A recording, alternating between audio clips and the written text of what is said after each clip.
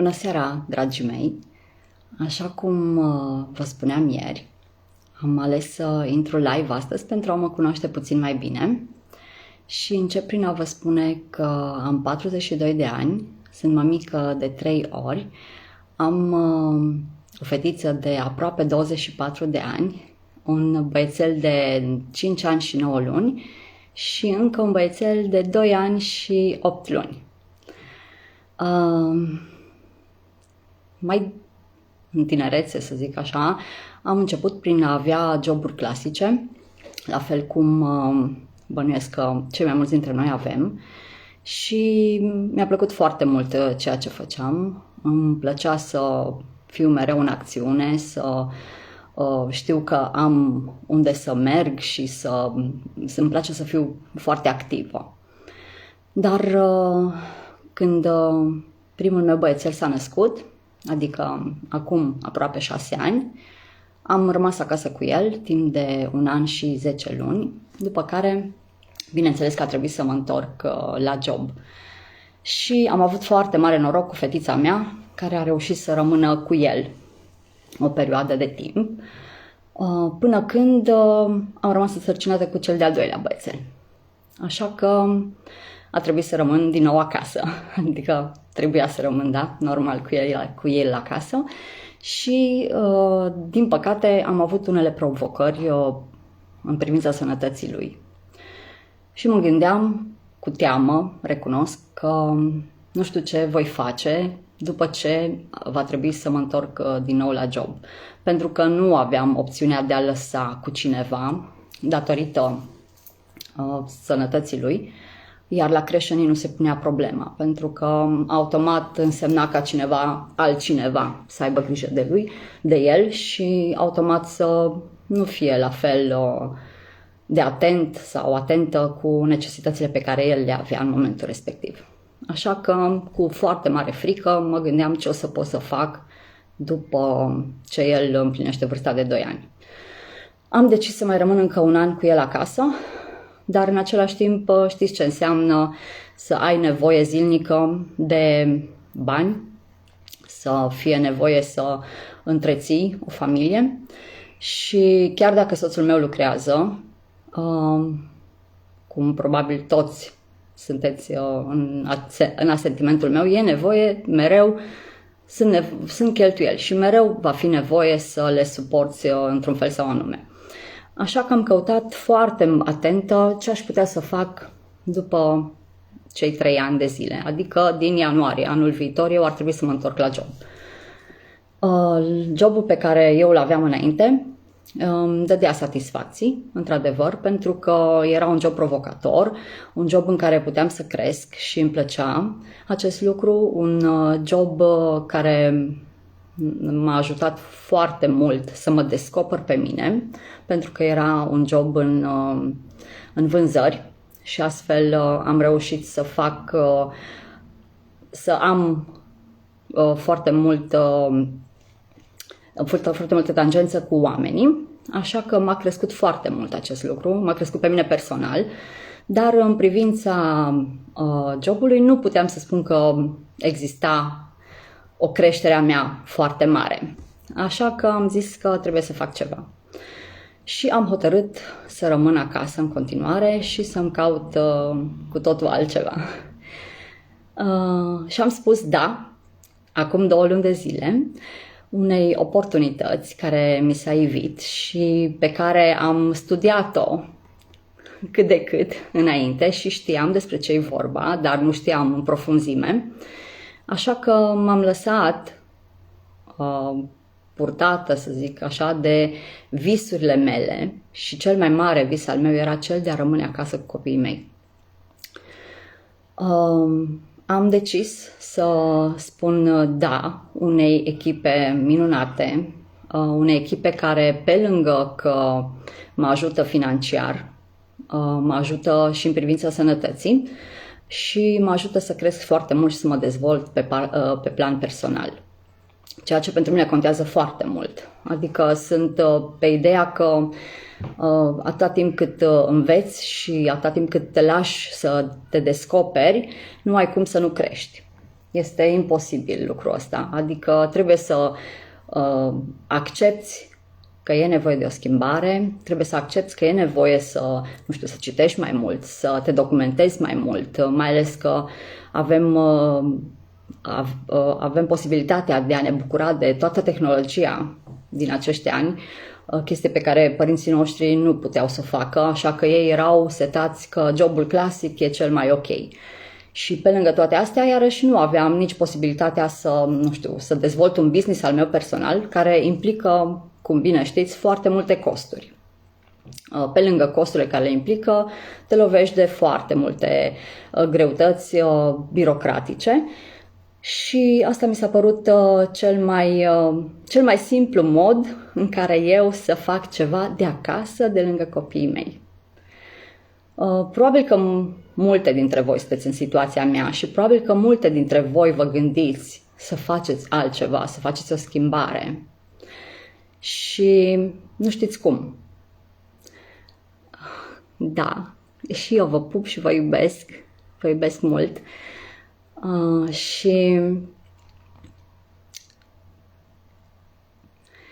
Și probabil că vă gândiți să faceți o schimbare și vă e frică. Credeți-mă că și mie mi-a fost frică și eu am fricile mele, frici cu care am crescut, pe care mi s-au dezvoltat tot mai mult, dar pe care am zis că trebuie să le controlez. Și e bine să începi cu ceva când îți este frică, pentru că așa știi că poți să faci, poți să crești, poți să te ajuți să crești. Dacă totul e bine, totul e ok, nu poți să ieși din zona aia de confort, pentru că ți-e bine acolo, așa am fost și eu, în zona mea de confort. Știam că am un job plătit bine, dar în același timp mereu mi-am dorit mai mult. Mereu am știut că sunt capabilă de mai mult și sunt convinsă că multe dintre voi sunteți în situația mea și sunteți sigure că vă doriți mai mult, doar că nu știți, repet, cum să începeți. E normal să-ți fie frică, e normal să visezi, e normal să-ți dorești mai mult.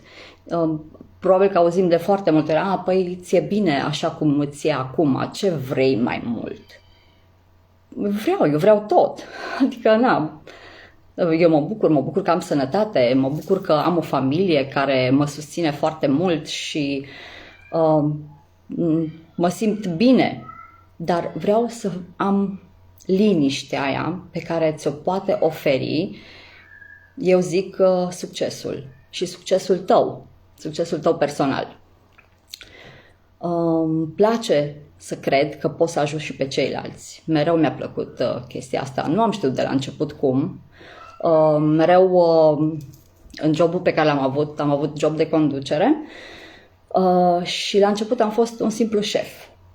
Nu am știut să fiu un lider. Nu am știut să conduc oamenii de la început. Și a trebuit să mă dezvolt eu, neavând la îndemână pe nimeni sau nimic care să mă ajute. Pentru că am fost fixați pe a vinde, am fost fixați pe clienți și nu era cineva care să-ți spună, uite, așa trebuie să faci ca să fii un lider adevărat. Da? Așa că am început eu singură să mă dezvolt. Și îmi doresc în continuare ca toți oamenii din jurul meu care au tangență cu mine să simtă că pot să-i ajut. Indiferent ce înseamnă lucrul ăsta, indiferent cum. Dar îmi doresc foarte tare ca femeile mai ales să vadă că există și altceva. Există posibilitatea de a sta acasă cu copilul tău, de a face ceea ce eu fac și ceea ce multe alte femei din jurul meu fac. Am exemple de foarte multe femei de succes care au început de la zero și au ajuns foarte departe. Îmi place să cred că pot să împărtășesc cu ceilalți ceea ce eu știu, ceea ce eu cunosc. Și dacă nu cunosc, îmi place să descoper și nu pot decât învățând și dezvoltându-mă în fiecare zi. Așa că asta sunt eu acum și o să vedeți o altă Anca peste ceva timp. Deja simt că s-a schimbat foarte mult în viața mea, în primul rând în relația mea cu copiii mei, pentru că am devenit mai liniștită, mai relaxată, gândul că trebuie să mă duc în fiecare zi la un job, nu-l mai am. E liniștea aia sufletească pe care o simte orice părinte. Chiar dacă multe dintre noi poate ne spunem că păi eu mă plictisesc acasă și vreau să fac ceva, să nu credeți că, nu știu, acest job este unul static, unul în care stai pur și simplu. Da, mama? Ai spus că ne culcăm mai repede. Da, mama, acum vă uitați un pic cu bunii, da? Și vine și mami imediat. Mă duc la pisul, vii cu mine? Nu pot să merg acum, mami cheamă pe bunii. Asta este live-ul. Exact ce spuneam mai înainte. În timp ce stau cu copiii mei, pot să mă ocup și de visurile mele. De visurile mele, cele mai mari. Și visul meu, exact ce spuneam la început, cel mai mare este să am timp pentru copiii mei. Să am timp să mă ocup de ei. Astăzi, de exemplu, în timp ce îmi făceam eu treaba, Nicola s-a lovit și a venit la mine să îl pup. Păi dacă eram la un job clasic și eram plecată de acasă, păi eu știam prin ce trece copilul meu sau puteam să-i dau pupicul de care el atâta avea nevoie. Da, probabil era cineva cu el, dar nu eram eu. Și de ce să nu fiu? De ce să nu fiu când pot să fac asta? Nu e nimic complicat, e atât de simplu și ai la dispoziție o echipă care te ajută atât de mult și ai o platformă pe care tu poți să te dezvolți și poți să înveți. Vreau să mă bucur și de un stil de viață sănătos și am încercat asta de la început, să o fac și cu copiii mei și ei să aibă un stil de viață sănătos și prin produsele pe care noi le folosim mă ajută să le ofer acest stil de viață sănătos. Vreau să mă dezvolt, exact cum spuneam, personal, îmi doresc multe să pot să îndeplinesc și să îmi văd visul realitate și vreau să fiu lângă ei. Îmi doresc foarte mult să fiu lângă ei în fiecare moment al zilei. Poți să faci în timp ce stai cu copilul tău, poți să faci în timp ce gătești, poți să faci în timp ce, nu știu, îți faci unghiile, poți să faci în timp ce... în orice. Nu este un job care să-ți ia timpul. Da? Deși asta e cea mai mare temere a noastră, timpul. Nu am timp. Și eu am fost în situația asta și eu am spus că nu am timp. Și am început să găsesc timp. Așa că îmi place să lucrez lângă copiii mei și am vrut cu acest live să vă transmit și vouă din emoțiile mele și din energia mea și sper că împreună cu mine să începeți o altă călătorie. Să vă lăsați puțin inspirate și să spuneți da, nu acum și nu mie, oricărei oportunități care se ivește în viața voastră. Încercați să vedeți, nu are ce să iasă rău, nu are să se întâmple ceva rău. Da?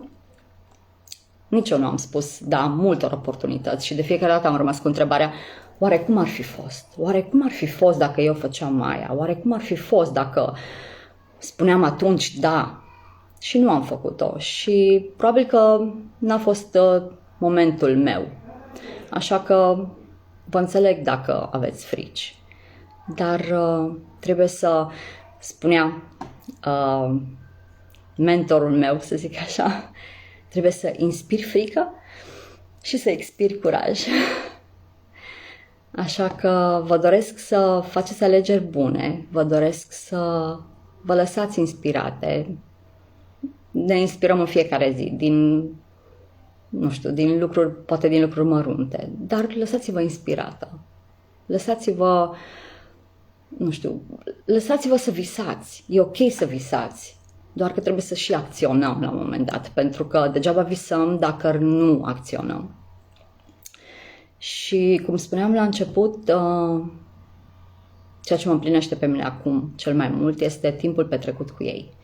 Este acel moment în care știu că nu o să mă duc la job și că nu o să ies în frig, nu o să ies în soare, o să pot să mă plimb cu copiii mei, o să pot să lucrez în parc cu ei dacă am 5 minute la dispoziție, o să pot să fiu prezentă în viața lor în fiecare zi.